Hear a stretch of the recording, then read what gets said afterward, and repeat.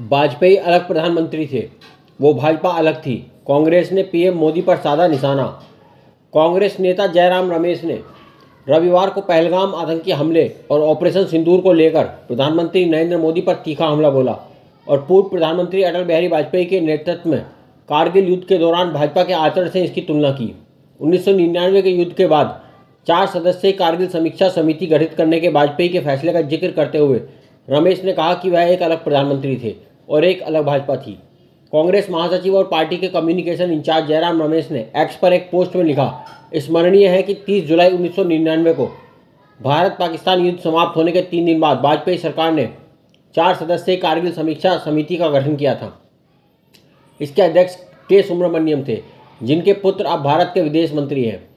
समिति ने 15 दिसंबर 1999 को अपनी रिपोर्ट प्रस्तुत की। इसे 23 फरवरी 2000 को उपयुक्त संशोधनों के साथ संसद में पेश किया गया। इस पर चर्चा भी हुई, लेकिन उस समय प्रधानमंत्री अलग थे, सत्तारूढ़ भाजपा अलग थी और राजनीतिक माहौल भी अलग था।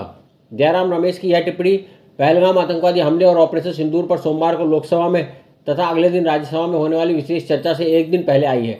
अपने पोस्ट में कांग्रेस सांसद ने आगे बताया कि 22 अप्रैल को जम्मू कश्मीर के पहलगाम में हुए घातक आतंकवादी हमले के अपराधियों को अभी तक न्याय के कटघरे में नहीं लाया गया है। उन्होंने कहा, पहलगाम आतंकी हमले 22 अप्रैल 2025 को हुआ था। इसके लिए सीधे तौर पर जिम्मेदार आतंकवादियों को अभी तक न्याय के कटघरे में नहीं लाया गया। बताया जा रहा है कि ये आतंकवादी पुंछ और गंगागीर व गुलमर्ग में हुए पहले के आतंकी हमलों में भी शामिल थे। रमेश ने पहलगाम आतंकी हमले के बाद सर्वदलीय बैठक की अध्यक्षता नहीं करने के लिए प्रधानमंत्री नरेंद्र मोदी पर भी निशाना साधा और राष्ट्रीय संकट के दौरान आम सहमति बनाने में सरकार की गंभीरता पर भी सवाल उठाया। कांग्रेस नेता ने कहा, कांग्रेस के अनुरोध पर 22 अप्रैल 2025 को एक सर्वदलीय बैठक आयोजित की गई, जिसकी अध्यक्षता प्रधानमंत्री ने नहीं बल्कि रक्षा मंत्री ने की, जिसमें खुफिया चूक पर सवाल उठाए गए। जयराम रमेश ने भारत और पाकिस्तान के बीच युद्ध विराम कराने के राष्ट्रपति डोनाल्ड ट्रंप के दावे को लेकर भी मोदी सरकार पर निशाना साधा और सवाल किया कि इसके बाद पाकिस्तानी सेना प्रमुख को दोपहर के भोजन पर कैसे आमंत्रित किया गया।